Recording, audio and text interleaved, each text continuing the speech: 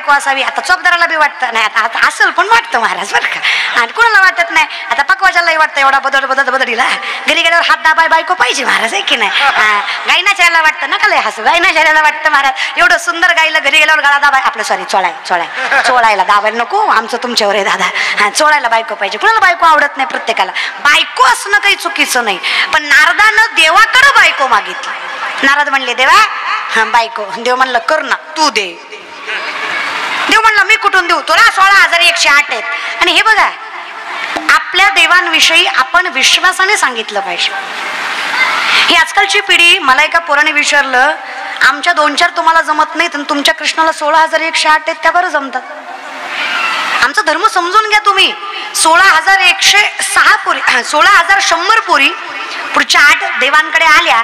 16,100 पोरी कंसाच्या कारावासात होत्या, ज्यांनी भगवंताकडे याचना केली देवा पोरी येत आम्ही, तू मुक्त केलंस विश्वाला, त्रैलोक्याला, गोकुळाला, मथुरेला, आम्हाला नाहीस.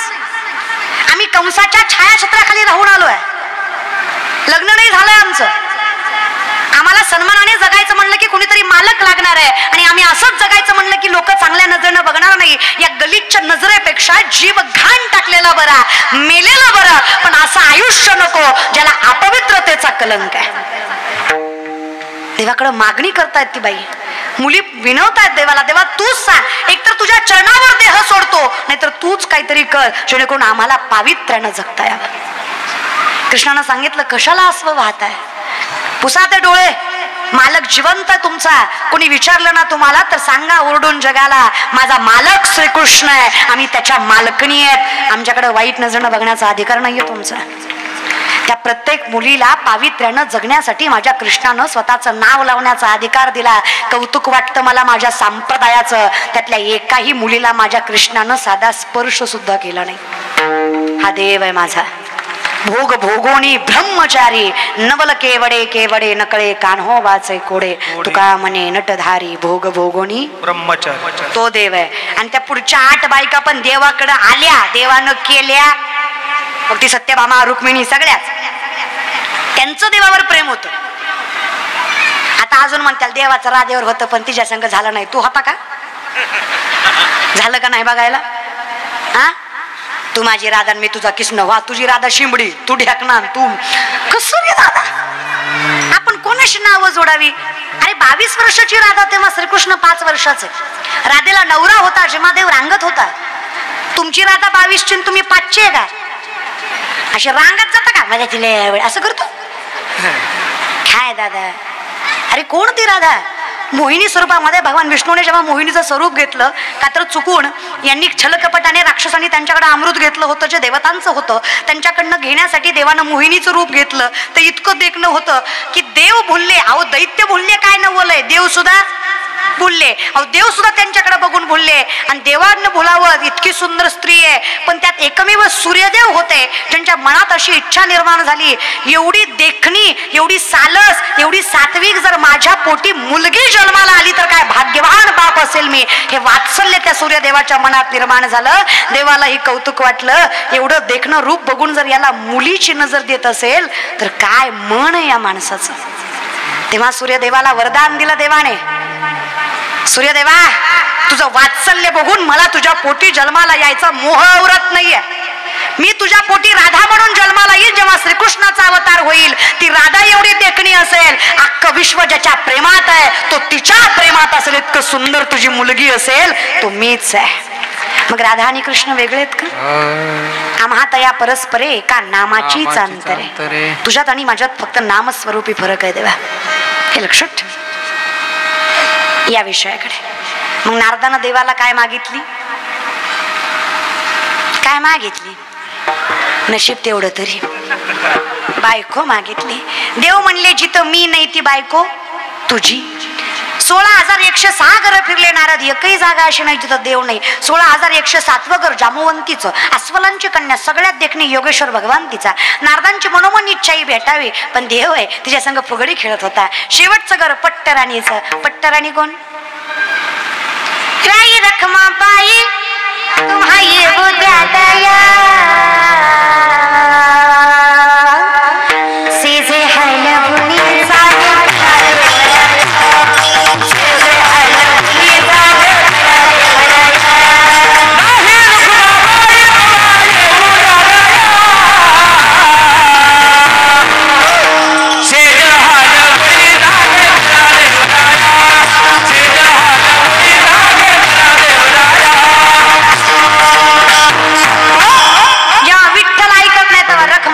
सांगितलं जातं, कारण रखमाईशिवाय विठ्ठल ऐकल असं काही वाटत. ती राजाई माता नामदेवरायची बायको लय श्रीमंता घरची लेक दादा, लय श्रीमंता.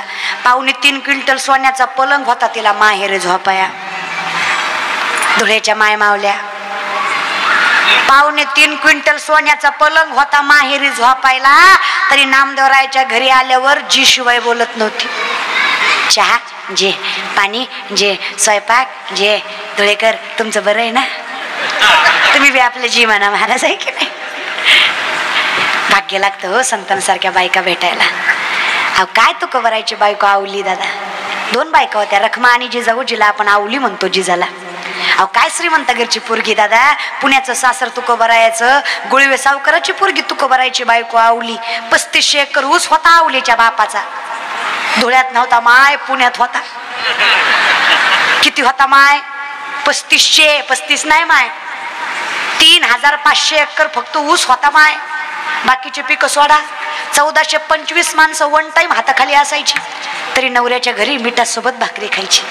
4 ठिगळाची साडी नेसायची. तक्रार करी तुमची 3 टाइम खाती,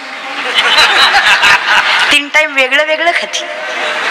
तरी घरी गेल्यावर म्हणते काय बाय जनावर भेटलंय, मी हाय म्हणून सांभाळलंय. नशीबच नाही त्याला नवरा बी तुकोबा सारखा लागतो महाराज. बायको आवली सारखी भेटाय. काय तुकोबा होते दादा. 25 बैलगाड्या कर्जपत्राच्या पाण्यात बुडवल्या दादा. एका कागदावर 100-200 एकरी जमिनी घाण होत्या. कौतुक वाटतं मला दादा.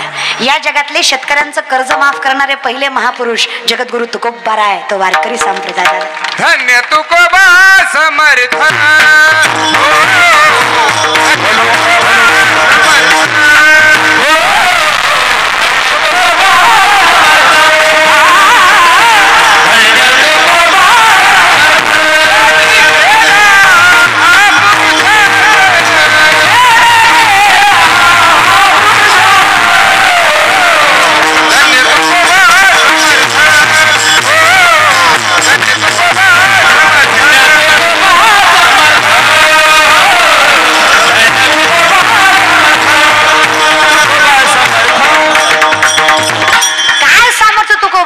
अहो तुकाराम तुकाराम नाम घेता कापे मग देऊची पालखी जेव्हा निघते तेव्हा पहिला मुक्काम असतो अनगड शहाच्या मस्जिदीवर.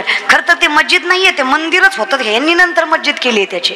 अनगड शाह स्वतःला वारकरी म्हणून घेतात. ते अनगड शाह तुकोबा विषयी सांगतात. तुका तुका से तुकाराम दो अंग एक नाम. तुका तुका से तुकाराम दो अंग एक नाम. एक का से तू भंग हुआ, एक का से तू अभंग.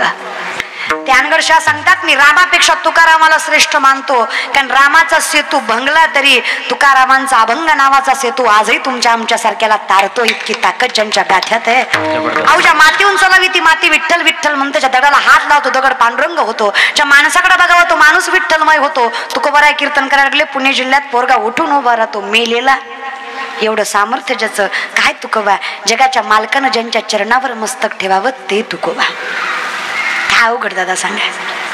संतांनी संसार जेव्हाच्या जगाच्या मालकानं सांभाळला त्याग तेवढा ना.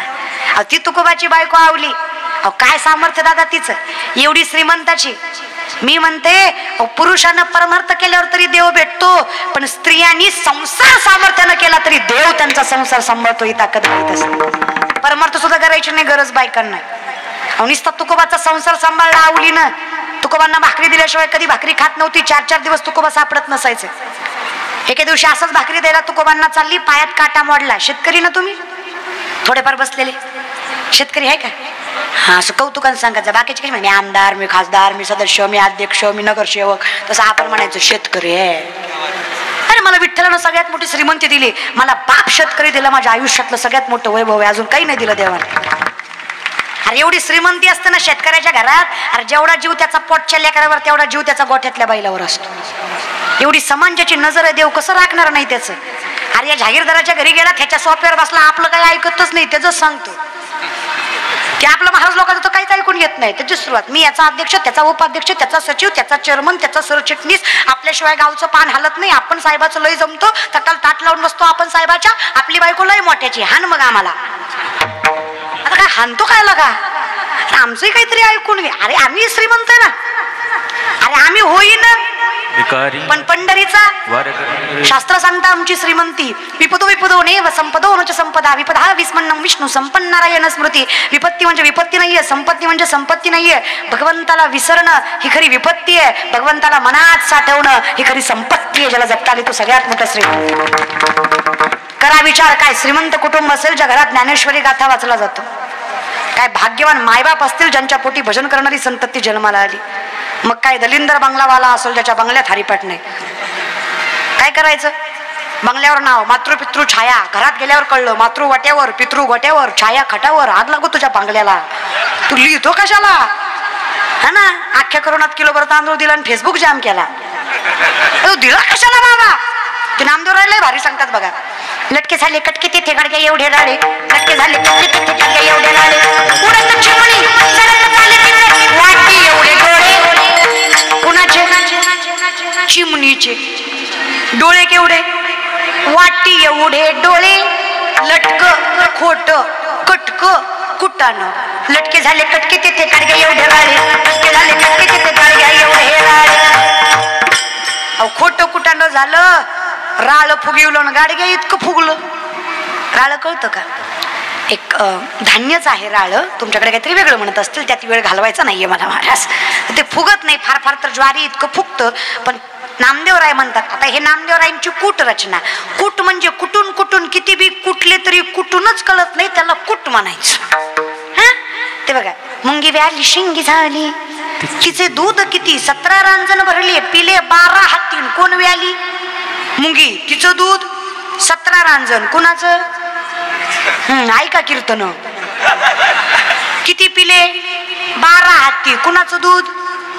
8. बसवा गणपती. है की नाही? वनात कासव गीत गाय, कासव वनात. आणि काय शिवरंजनी म्हणतो? आता कसं आहे दादा, कलियुगात असं होत कलियुगात होत. तेच ज्ञानोबा तुकोबा नामदेवराय सांगतात. मुक्ताई म्हणते ना, मुंगी उडाली आकाश आणि तिने गिळले अधिकार दादा या विषयाकडे. त्या आवडीच्या पायात काटा मोडला. शेतकरी आहे तुम्ही, पायात काटा मोडला. शेतकरी काटा बघायला काही पाण्यानं पाय स्वच्छ करतो का? मग शेतकरी काटा कसा बघतो? लाजू नका, सगळे थुकाच लावतात. इथं काही हायजीन मेंटेन करायचं नसतं, थुकाच लावायचं असतं. पण एका थुक्यात काटा दिसतो का? असा एकदाच घेतला आणि एकदाच लावला की लगेच काटा दिसतो. त्याला 2-4 वेळा तरी थुकाला लावायला लागतो. आता काटा मोडलायची झाला आवलीला, पण त्रास झाला विश्वाच्या मालकाला.